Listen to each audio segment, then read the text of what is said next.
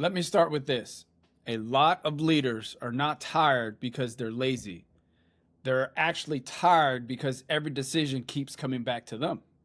Every update, every follow up, every question, every small problem, every unclear task, every person waiting for someone else to make the call. And at first, that can feel like leadership. It can feel like, wow, they need me. I must be doing something important. But the longer you operate like that, the more it starts to wear you down. You begin to wake up tired. You get to work already behind. You spend the day answering questions that should have already had answers. Then you leave work still thinking about what didn't get done. And then you go home and now you have family decisions to make. You have money decisions to talk about. You have health decisions to worry about. You have scheduling decisions to think about. Then you have life decisions waiting for you as well. And that becomes decision fatigue. Decision fatigue is not just tired of making choices. Decision fatigue is what happens when too many decisions still depend on you. I learned this the hard way. When I first got into a warrant officer seat, I was motivated. I was hungry. I wanted to prove myself. I came from a enlisted side. I knew how to work hard. I knew how to figure things out, and I knew how to hustle. So when I got into the bigger maintenance role, I tried to touch everything.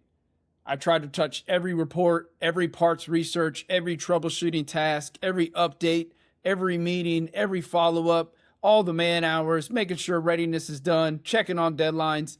Every little thing that needed an answer was in my head. I thought this is what good leaders do. This is what warrant officers do. You touch everything, you know everything, you answer everything. But what I really did was build the worst system possible. I became the single point of failure. If I was there, everything ran smoothly. If I was not there, everything went downhill. And not because people were bad, and not because soldiers were lazy, and it wasn't because my team didn't care. It was because I built a system around me. I was the single point of failure. I'd built dependency on my answers. If every answer has to come from you, you've built the same dependency, and that's not leadership. So today, I want to give you 7 habits that stop decision fatigue. Not 7 motivational quotes, not 7 cute hacks. 7 habits that help you reduce the amount of decisions you have to personally carry.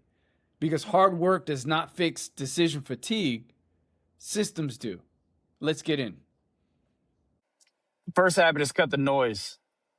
Decision fatigue starts when everything feels equally important. And that's where a lot of leaders get jammed up. Everything sounds urgent. Somebody needs guidance. Somebody needs a signature. Somebody needs a decision. Somebody needs an update. Somebody has a problem. Somebody has a quick question they just want to ask, but we know it's never quick. And if you don't have a filter, all of it hits your mind the same way. Important, important, important, important. But if everything is not equally important, everything is not mission essential. Everything does not need to be handled right now, and everything definitely does not need your personal decision. A lot of leaders are tired because they never decide what actually matters. So the day decides for them. The inbox decides, the loudest person decides, the latest text decides, the meeting decides, the crisis decides. And then they get to the end of the day and feel drained, but not effective. That is a different kind of tired. That's the tired that comes from spending energy without creating progress. So habit 1 is this. Before the day starts, identify the top 3 things that actually matter. Not 10, not 15, just 3. What are the 3 outcomes that need to be protected today? What 3 decisions matter the most? What 3 tasks, if completed, will make the day successful? This does not mean that nothing else matters. No, it means you are giving your brain a filter, because without a filter, every request becomes a priority. And when every request becomes a priority, your mind never gets a break. This is not just a work principle. This applies to life. If you wake up and do not know what matters the most, the day will find the noise of social media, random tasks, other people problems, small errands, texts, things that feel productive but do not move anything forward. So start today by cutting the noise. Ask yourself what matters today. What decisions need to be made? What problems need to be solved? What standard needs to be protected? Because if you do not choose your priorities, you will borrow everyone else's. And that is one of the fastest ways to burnout. Second, automate. Automate repetitive decisions. Now, when I say automate, I'm not talking about software technology. I'm talking about rhythm, routines, checklists, templates, standards, doing the important things the same way often enough that you do not have to rethink them every single time. Because if you're making the same decision every week, that decision does not need more effort. It needs a system. Think about this. How many times do leaders waste energy answering the same type of question? When are you, when are we meeting? Who's updating this? Who owns that? When is the report due? Where does the information go? Who follows up? What happens if it is not done? When do we check progress? If those questions keep coming back every week, you don't have a people problem. You have a rhythm problem. That's why battle rhythms matter. Battle rhythm is not just a calendar invite. It's not just a recurring meeting. A real battle rhythm tells people what happens, when it happens, who owns it, what's the standard, what information is being pushed out. And without that, everything becomes a fresh decision. A fresh decision takes energy. A good system reduces repeated thinking. That is why morning routines work. You don't wake up and negotiate everything. Should I get up? Should I work? Should I read? Should I check my phone? Should I get ready? Should I plan the day? No. A good routine already made some of those decisions for you. That protects your mind. The same thing applies to your team. The same thing applies to your home. The same thing applies to your finances. The same thing applies to your health. If you keep deciding the same thing over and over and over again, build a rhythm for it. If the same task keeps falling apart, build a checklist. If people keep asking the same question, build a standard. If the same meeting keeps producing confusion, fix the process before the meeting. This is where leaders get it wrong. They think the answer is more effort. They think answering with more effort, more hustle, more reminders, more follow up, more pressure. But repeated confusion does not need more pressure, it needs process. So, habit two is simple. Don't keep making the same decisions manually. Systematize it, everything, because every repeated decision you remove gives you more energy for the decisions that actually matter. The third habit is assign clear ownership. And this is where a lot of leaders get exposed. We say things like, we need to get this done. We need to follow up. We need to track this. We need to fix that. We need to make sure this happens over again and again and again. And that sounds like leadership. But most of the time, it's just not clear enough because who is we? Who owns it? Who's responsible? Who's checking the standard? Who's checking the checker? Who gives the update? Who closed the loop? If nobody can answer those questions, the task is not owned. And if the task is not owned, it will come back to you. A task without an owner becomes your burden. That matters because a lot of leaders are not tired of doing their job. They're tired from mentally tracking everybody else's job. Did they call? Did they follow up? Did they send it? Did they check it? Did they finish it? Did they report back? That is a heavy way to lead. And some leaders confuse being involved with being effective. They think if we are touching everything, they are leading everything. No, that's not it. That's not it. Sometimes touching everything means you have not built trust or ownership or even sometimes standards. Sometimes it means you have trained the team to wait for you. When I was learning this lesson, I had to stop trying to be the hub for everything. I had to start giving lanes. This person owns this. This person owns that. That became the standard. This is when I need the update. This is what right looks like. This is when you come back to me. That does not mean the leader stops caring. It means that the leader stops carrying every detail alone. There's a difference. Ownership does not remove responsibility from the leader. It distributes responsibility across the team. And that's how systems get stronger. So here's the way every repeated task needs four things: owner, standard, suspense, follow up. Who owns it? What does it look like? When is it due? How do you check progress? If you cannot answer those four questions, then don't get surprised when the task comes back incomplete, late, or even unclear.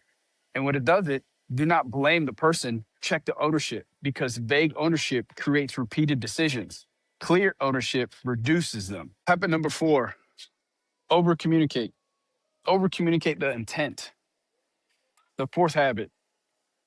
Now, do not misunderstand this. Over communicating does not mean talking all day. Some people talk constantly and still leave everyone confused. Over communicating the intent means the person understands the task, the purpose, the standard, the outcome. They know what needs to happen. They know why it matters. They know what it right looks like. They know when the report needs to get back to you. That reduces decision fatigue because people stop guessing. A lot of confusion starts with vague guidance. Take care of it, make it happen, handle that, get with them, track it, circle back.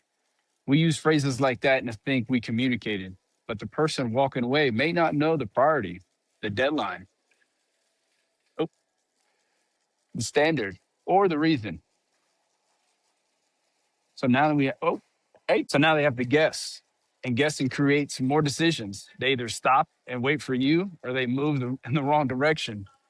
Either way, the decision comes back to you. I've learned this lesson early. I remember being told to get ready for a mission. Then in my mind, I was ready. I had my gear. I was at the right place, the right time, right uniform. But when it came down to inspection, I didn't have what I needed. We were not ready, because ready did not just mean get your gear packed up. Ready meant get the vehicle ready. Ready meant make sure there was fuel. Ready meant tools. Ready meant make sure we had water, make sure we had food. Ready meant the whole standard. That moment taught me something. There can be a big gap between what was said and what was understood, and that gap creates problems. As leaders, we create that gap more than we want to admit. We assume people see the picture in our head. They do not. We assume they know what we meant. Maybe they do not know what we assume. They understand why it matters. Maybe you've not explained it. So if we want to reduce decision fatigue, close the gap, communicate intent, use the simple structure. What needs to happen? Why does it matter? Who owns it? What does done look like? When do I need to update? That is clear. That gives people enough information to make decisions without running back to every small thing. That is important. A team that understands intent can move without constant permission. That does not mean they go rogue. It means they understand their left and right limits. They understand the purpose. They understand the standard. They understand the outcome. That's how you build mature people. That's how you reduce dependency. And that's how you stop every small question from becoming your decision. The fifth habit is decide and move. Decision fatigue does not only come from having too many decisions, it also comes from holding decisions too long. Some leaders do not need more information. They need to make the call, but instead they carry it. They replay it. They overthink it. They ask 5 more people. They wait for perfect conditions. They delay. They revisit it. They second guess it. The one decision has taken up half the day. Here's a hard truth: not every decision deserves the same amount of attention or energy. Some decisions are serious. Some decisions affect safety, money, trust, or maybe even a long-term direction. Those decisions do need time. They do need thought, and they need the right people involved. But a lot of decisions are not like that. A lot of decisions are reversible. A lot of decisions are small. A lot of decisions, matter of fact, need more. A lot of decisions need movement more than they need perfection. And if you treat every decision like it's a life or death situation, you will wear yourself out. Confidence matters here, but confidence is not pretending you know everything. Confidence is not talking loud. Confidence is not having the perfect answer every time. Confidence is owning the moment. Sometimes confidence sounds like, I do not know yet, but I'll find out. Sometimes confidence sounds like, no, we're not doing that. Even confidence can even be at times, this is the direction. If the facts change, and then we'll adjust. That is a steady leadership. People do not need to be perfect. They need to be clear, honest, and steady. Use this filter in this decision. Is it reversible or irreversible? Is the process simple or is it going to make it more difficult? If it's irreversible or high impact, slow down and then think deeper. But don't treat both the same. And that is where leaders drain themselves. They spend big decision energy on small decisions. Then when the real decision shows up, they're already mentally tired. So the habit 5 is decide and move on. Make the call, own the outcome, adjust when needed, but stop letting every small decision live rent free in your head. The 6th habit is plan before acting. Some people hear planning and think delay. They think planning means overthinking. And that's not what I mean. Planning is not delay. Planning protects you from creating more decisions later. Shooting from the hip feels fast in the moment, but most of the time it creates cleanup, and cleanup creates more decisions. Who's supposed to do what? Why did nobody know? Why was the standard unclear? Why did the deadline move? Why did we not see this coming? Why are we fixing this again? That is what poor planning does. It makes the future expensive. Poor planning does not save time. It borrows time from later and charges interest. I've sat in meetings where people were not ready. Numbers were not updated, slides were not reviewed, information was missing, questions were asked, and people gave blank stares. It would have been easy to blame the person in the meeting, but the harder question is what happens before the meeting? Did we set the standard? Did we define the update timeline? Did we assign ownership? Did we create a rhythm? Because most meetings do not fail in the meeting, they fail before the meeting. This is what planning teaches you. Most problems do not start where they show up, they start early. They start with unclear intent, unclear ownership, no standard, no timeline, no follow up, no rhythm. So before you act, ask 4 simple questions. What is the end state? Who owns what? What can break? When do we check? Those 4 questions will save you from a lot of unnecessary decisions later on. This does not make everything perfect. That's not real life, but it gives the work structure. It gives people direction. It gives the team a way to move forward. And it gives the leader less chaos to carry. That is the point. The better the planning, the fewer unnecessary decisions have to be made under pressure. The 7th habit is to be consistent. This is the habit that holds the whole 6 together because you can cut noise one time, you could build a routine one time, you can assign ownership one time, you could communicate clearly one time, you could make a decision one time, you could plan one time, but if you do not repeat that standard, that system fades. Consistency what turns a good idea into a reliable way of operating. And I know consistently sounds boring. People usually don't want boring. They want new app, new method, a new hack, the new planner, the new system. But most people are not failing because they need something new. They're failing because they keep changing the thing before it has time to work. They change the rhythm, they change the standard, they change the priorities, they change the language, they change the process. Then they wonder why everyone is confused. You cannot reduce decision fatigue inside a system that keeps changing every week.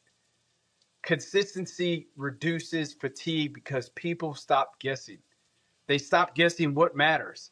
They stop guessing when updates are due. They stop guessing who owns what. They stop guessing what the leader wants. They stop guessing if the standard still matters.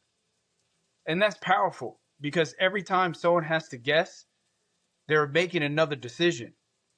And every unnecessary decision adds weight to the system. Consistency removes weight. This applies at work, but it also applies at home. If your family has no rhythm, everything becomes conversation. What are we doing today? Who's picking up who?